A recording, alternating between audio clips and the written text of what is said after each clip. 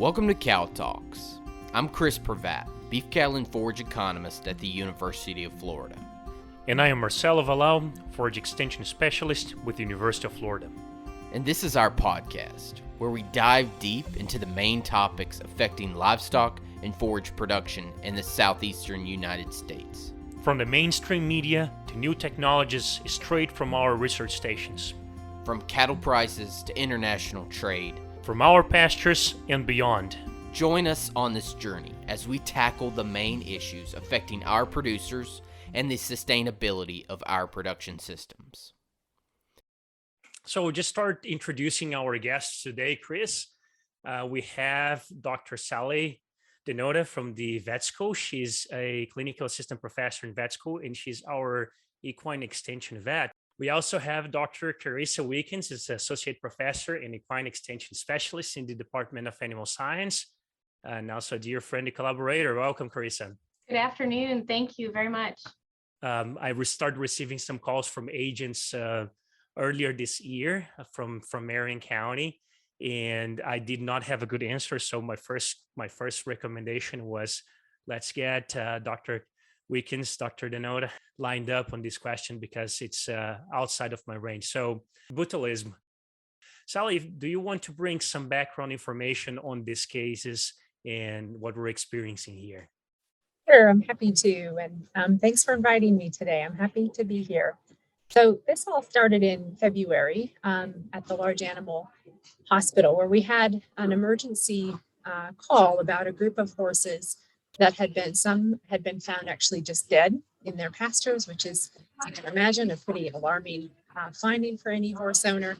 And the other horses that were housed in the same pasture were also not acting quite right. They weren't really colicking. They didn't seem to necessarily be in pain, but there was something certainly wrong with them. And certainly in light of having some horses that had died, they opted to bring those horses into the hospital immediately.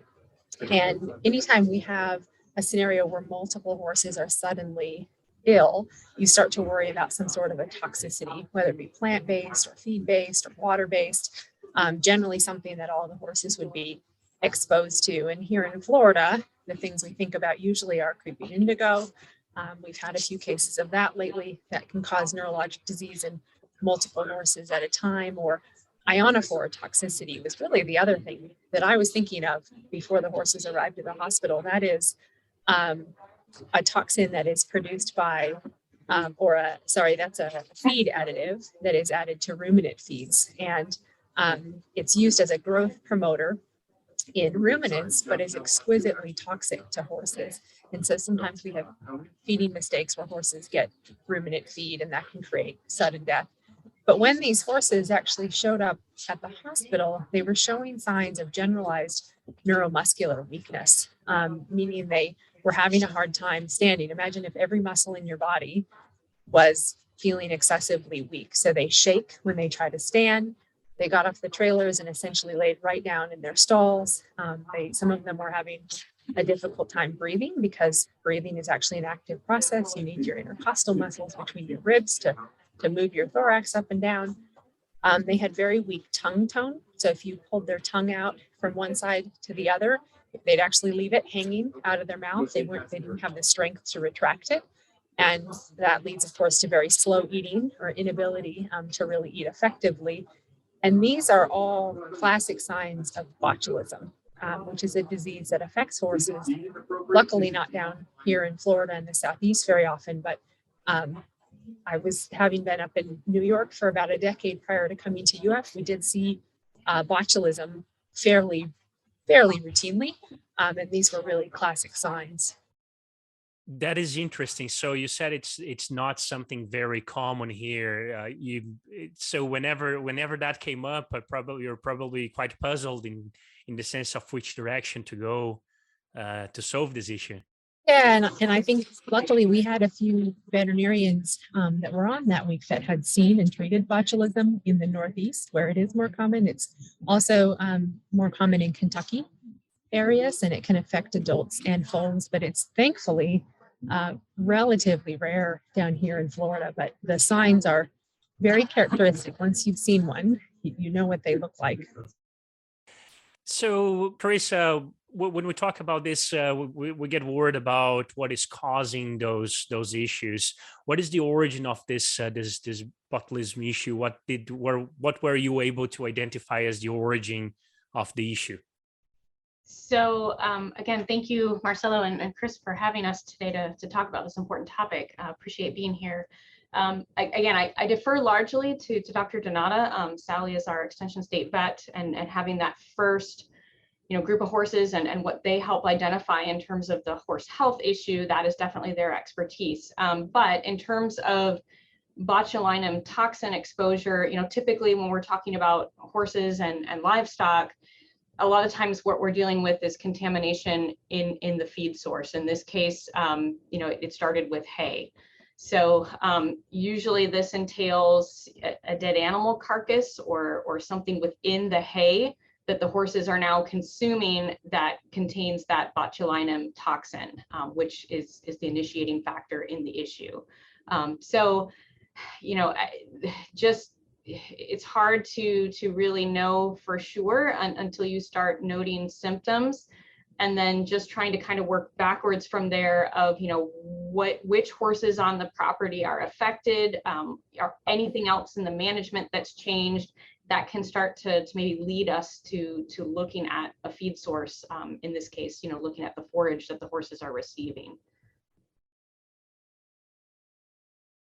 Botulism, the disorder, is caused by a neurotoxin, botulinum toxin, and that toxin is produced by Clostridial species, Clostridial bacteria, which are common in the environment, but Clostridium species are anaerobic bacteria, so they proliferate and produce their toxins in anaerobic environments. And so horses who are extremely sensitive to botulinum toxin compared to other species, they are susceptible to this disease if they accidentally ingest botulinum toxin.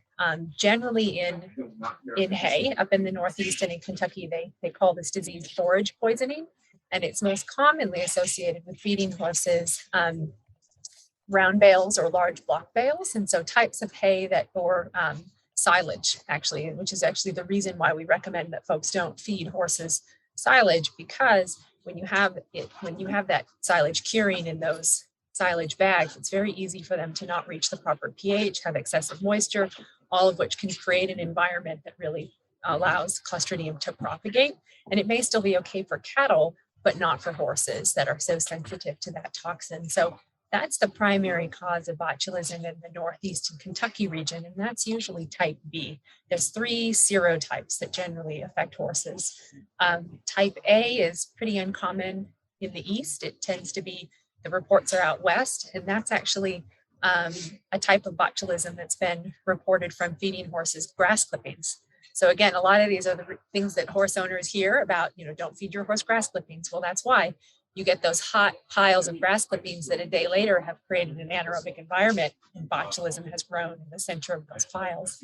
And then finally, there's botulism type C, and I always think of C for carcass. That is the type of Clostridium that grows in decaying animal matter.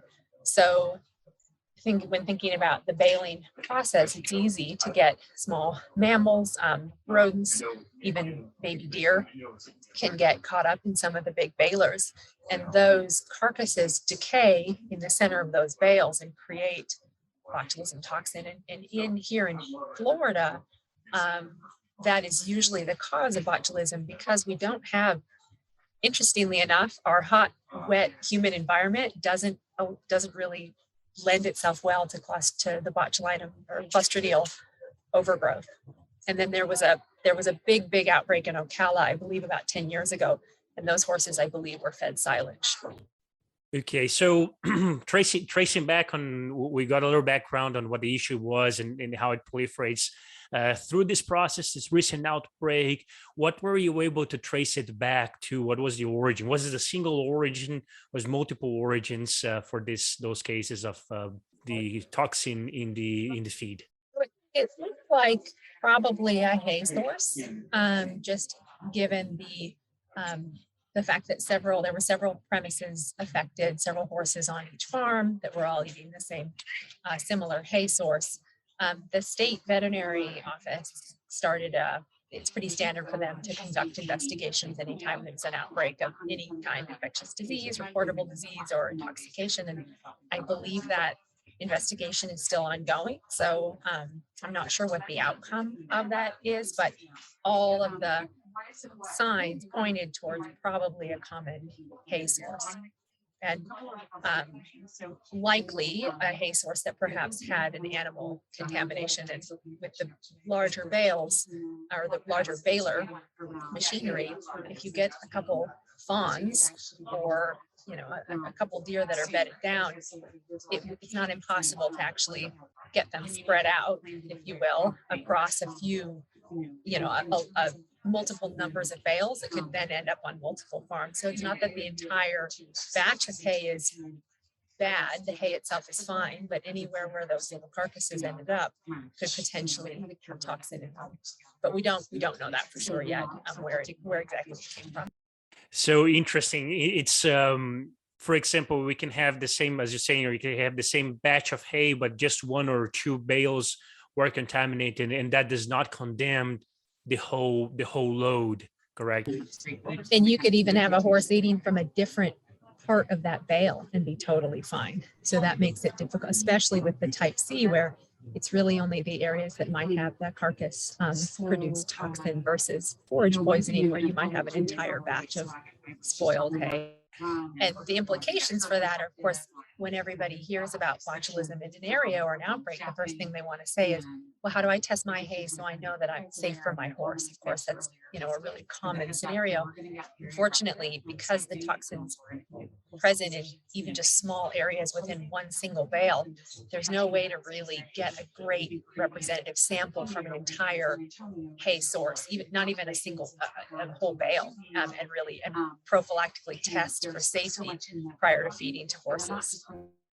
As you said, it's probably it's hard to detect. It's not going to be a generalized issue, but whenever that issue comes up and it gets, especially on the social media and the information get dispersed, so I believe the public perception but public will get very, very worried about and condemn all hay or all products related to that store or anything. Is that what happened there too? I think it probably wasn't the first example of social media not really doing any good for anybody. Unfortunately, it's a mechanism of propagating a lot of misinformation and putting people who certainly would never have willingly contributed to the disease of any horses or their customers, putting folks in a pretty tough spot. This is a disease that happens. It happens all over the country, and it happens in good batches of hay because animals get in the hay without really anybody being able to prevent that. So I guess I'll just say that I don't support anybody, I guess, pointing fingers at any particular producers or hay sources, or this really isn't anybody's fault. This is a risk of having a horse and feeding it hay.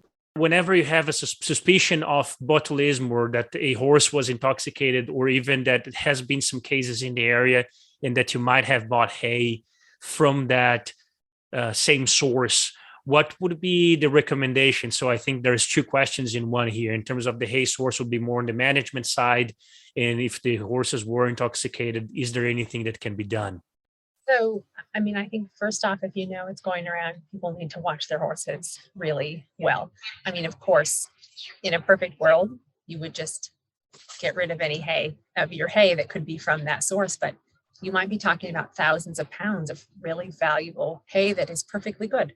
So that's not really a reasonable recommendation necessarily. Now, if you have small bales, checking each flake, and we recommend people do that anyway, making sure that you don't feed a flake with a squirrel in it, because that's actually going to be pretty high risk. But if it's a huge block of hay or a huge round bale, that's pretty tough. Up in the Northeast, where round bales are commonly the cause of this, you can vaccinate. There is a type B botulism vaccination that's quite effective for adult horses, and then you can also vaccinate pregnant mares, and the foals will be protected. But it's only effective against type B, that forage poisoning type. So it's not going to be effective against type C from a carcass or type A from grass clipping. So it's really not helpful down here in Florida, where we really don't see type B very often, if at all. Secondly, really the main thing for people to do is, if you notice any signs of botulism, to get your vet out immediately, because there is an effective treatment, but it has to be administered very, very quickly. It's an antitoxin plasma product. So it's a plasma transfusion, and it's trivalent, which means it has antibodies against all three types, A, B, and C. So if your horse has signs of botulism, the nice thing is you don't have to even have any idea what kind it could be. The trivalent antitoxin serum plasma will work. And so you give them 1 unit of this plasma, and it essentially circulates around and mops up any toxin and mitigates it and clears it from circulation. The problem is it can't get to any toxin that's already bound to those neuromuscular junctions. So any toxin that's already essentially exerting its action, creating paralysis between the nerves and the muscles, that actually you have to just wait that out until those junctions are rebuilt by the body, which takes a couple of weeks. But you can give the trivalent antitoxin, and horses usually get worse for about 24 hours, and then they should stabilize. And so if you're able to give it before the horses are, say, recumbent, before they have stopped, don't have the ability to eat, or before they're having breathing problems, those horses can actually have a pretty good prognosis. So what would be the symptoms we'll be looking for in a case of botulism, and what's the timeline that we're going to see it and that we need to act on it? The timeline can be quite quick. It depends on how much toxin they got. Some horses are very, very mildly affected, and only a really kind of detailed veterinary exam will reveal any abnormalities at all, where some horses, die before anybody can get to them. But in general, think of, like I said before, think of what you would look like or feel like if all of your muscles were weak. So everything from these horses' eyelids are so weak that, normally if you try to hold a horse's eye open, they exert a pretty good squint back at you. These horses can't squint. So their eyes, you can hold them open all day long without any fight at all. Their tongues might hang out, or they might eat slowly or abnormally because they can't get their tongue to really engage. Some of them lose the ability to swallow. Shaking or fasciculating when they stand is really common, and they usually fasciculate more and more until they get so weak they want to just lay down. Occasionally horses will colic because the muscles in the GI tract are affected as well, so they can get gas colic, action colic. I was just going to add, I know Dr. DeNotta has mentioned this a few times. We've talked about just really watching your horses and being vigilant, but this is part of the reason too that we really try to work with horse owners to teach them how to take vital signs on their horses and just kind of get in the habit, especially when your horse is feeling good, to do those physical exams and just be really aware of what your horse's normal behavior is, body temperature, respiration, those kinds of things. Because again, catching early symptoms and signs is really, really important. So again, I know it's everyday kind of simple stuff, but I don't think we're all very good at doing that. Sometimes we take it for granted. So just that vigilance and knowing what to look for when things go wrong or things are abnormal, so that you can recognize it quickly and get help. When we were seeing horses, we were certainly recommending that people that had affected farms really consider treating all of the horses that were eating the common hay source. Just to make sure, this is something that has to be administered by a veterinary, correct? Correct. So Sally, I want to explore something that you mentioned, that so our public, most of our producers that have been working with extension, they will contact the local extension office. And of course, there's not much we can do as a local extension office because this is a matter much more complex. We need to we need to go to the vet school and require assistance from veterinary medicine. But also you mentioned the connection with the state vet. So how does what's the role of the state vet, and how do normally people access the state vet in those cases? The state vet acts somewhat similarly to our extension agents in that they are able to actually go on farm and do investigations, of course, related to more disease outbreak than say management practices like an extension agent might investigate. But they are particularly interested in any communicable regulatory disease, things like strangles outbreaks, flu, herpes. They'll conduct outbreaks and do contact tracing, try to figure out where that's coming from, and then help folks implement quarantines and put horses in isolation on their farms to stop spread of various communicable diseases. And then in this case, if you have multiple horses affected by a potential toxicity, they'll do the same type of tracing investigation to try to identify the source. They are generally notified by the veterinarians who are seeing the cases first. So whether that be a vet in the field that goes out to the farm and says, I think I have an outbreak of something, or I think I have a case of strangles. They'll collect diagnostics, and some of those results, if they're regulatory disease, get reported automatically to the state. So in this case, when the horses came into UF, we diagnosed them with botulism based on their clinical signs, and we immediately contacted the state vet and said, you know, I think we have an outbreak. We have reason to believe it's actually multiple farms, which ups the level of concern, of course, when you have multiple premises affected. And so they took it from there. I'll just chime in real quick, Marcella. So coming at it from an economics perspective, so I'm probably not thinking about it scientifically. I'm thinking about probably like the producers are. So kind of where I am is, one, I need to be looking for these symptoms the same way I personally look for respiratory issues in incoming stockers. And then two, really square bales are kind of like the only way we're going to be able to look through the hay and kind of search for any potential issues. So feeding it in a bunk with the square bale is like the only like management strategy other than like looking for signs of symptoms. And then obviously if we see some symptoms, we want to be on the phone to our veterinarian, to UF as soon as possible as well. I would definitely agree with that. And recognizing that, well, square bales might be the safest, they're not always affordable or reasonable, especially in herd scenarios. So certainly plenty of people are feeding round bales and block hay because it makes sense for their operation. I would say haylage, silage, those are for ruminants. You know, those are high risk feeds that I would never recommend for a horse, regardless of the scenario. But the larger bales, you know, recognizing that some folks are going to feed those, and just keeping an eye out for if you walk out one day and too many horses are lying down, call your vet. Sally, with the type B, the vaccine that is available, I mean, again, yes, it's not, we don't see it very commonly here, but if a horse is vaccinated with the type B, does it afford them any even minute protection against the other botulinum toxins, or really not at all? Like, do we have data on that? Yeah, unfortunately, it is thought to be, there's no cross protection that we know of. And so where it's really effective are for horses that are being fed round bales in the north and in Kentucky. And then foals are actually really susceptible. They have a slightly different kind of botulism. It's called shaker foal syndrome. And so where adults eat the toxin that's already been produced in the feed, foals can actually eat clostridial spores from dirt, the environment, all the other nasty things they put their little mouths on.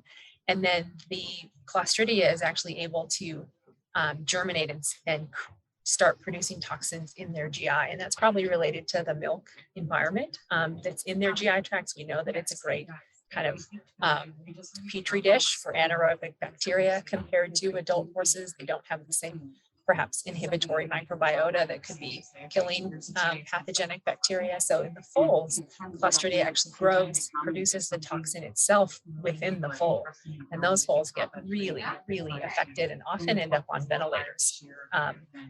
Difference between the foals is we actually can effectively ventilate them. And there have been some pretty nice large-scale studies out of Kentucky that show about an 80 to 90% survival of foals that are on ventilators, even with botulism. You just have to ride it out.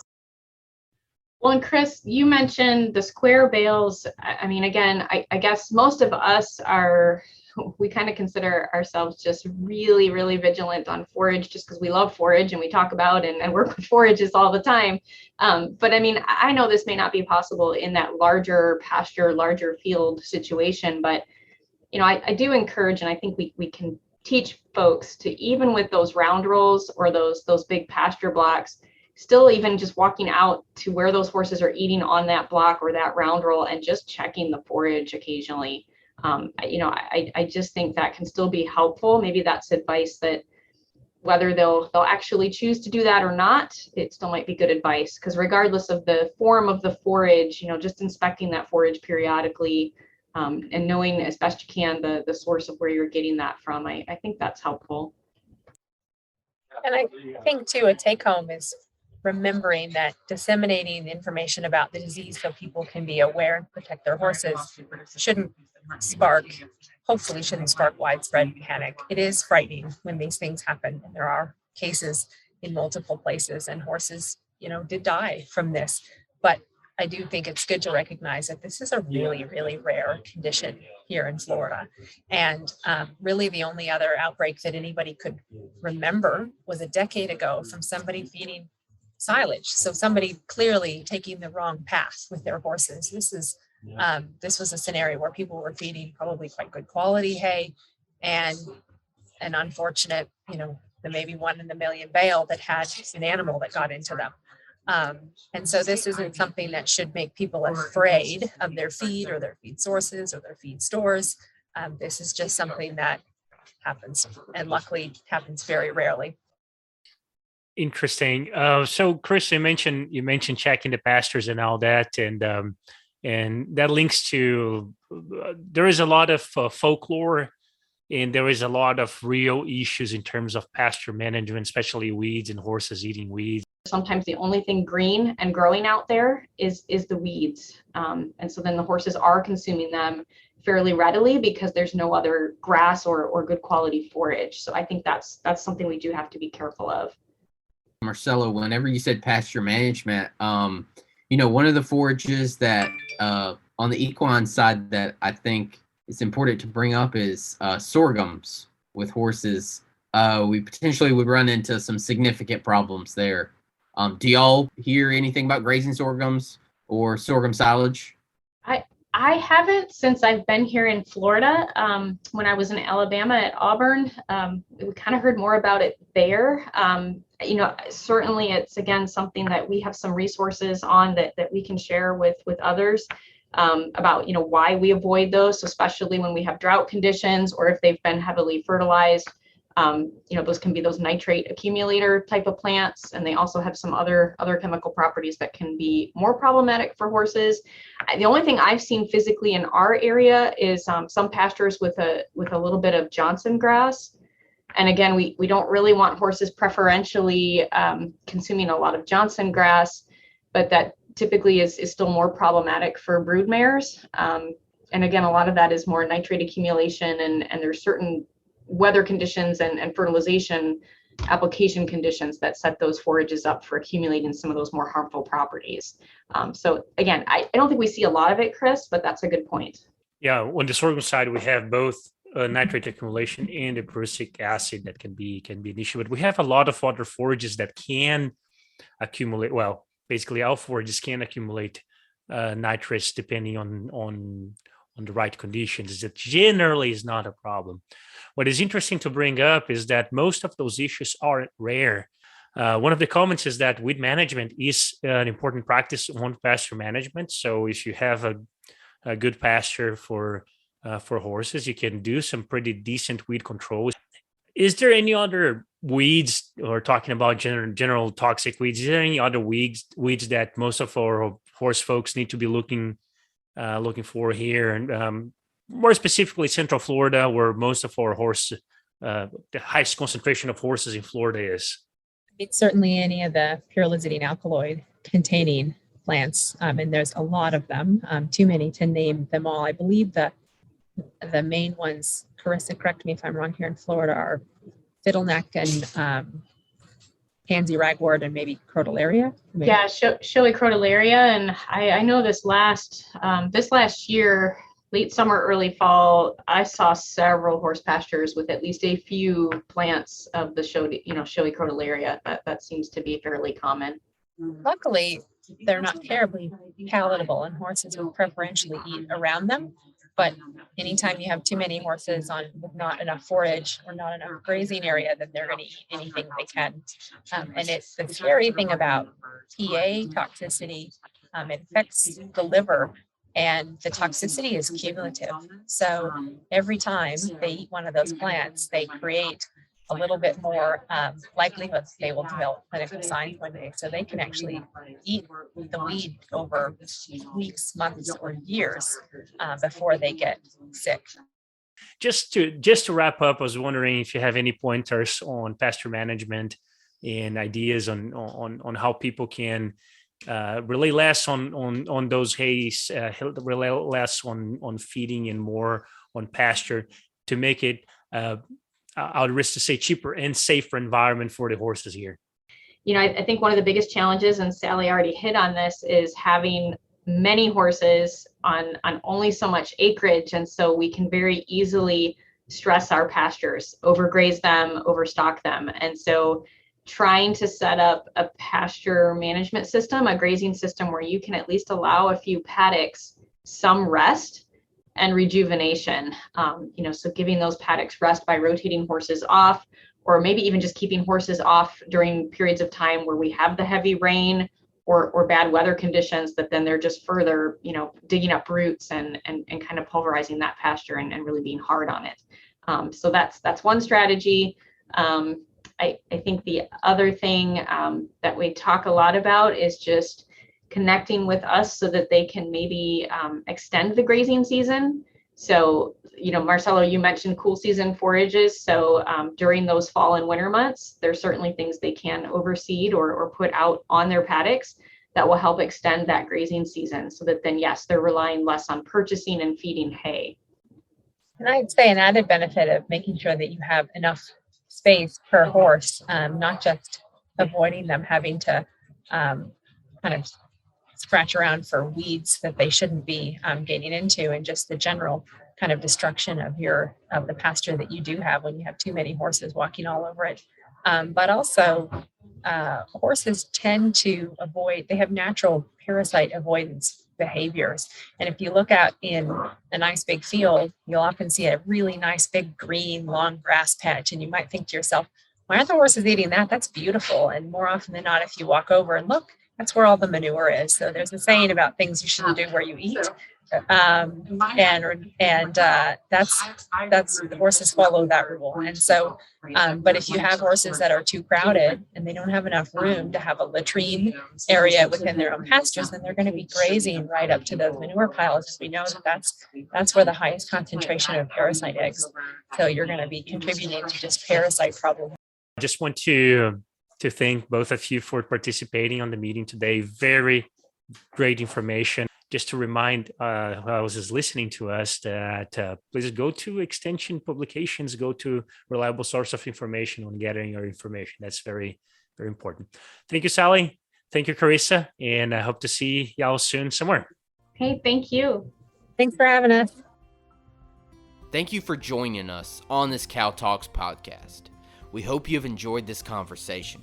If you have any questions, ideas, follow-ups, or comments, please reach out to us through our email, forages@ifas.ufl.edu. That is forages@ifas.ufl.edu. Or find us on our social media, uf.forages on Instagram, UF Forage Team on Facebook, or UF IFAS Forages on YouTube.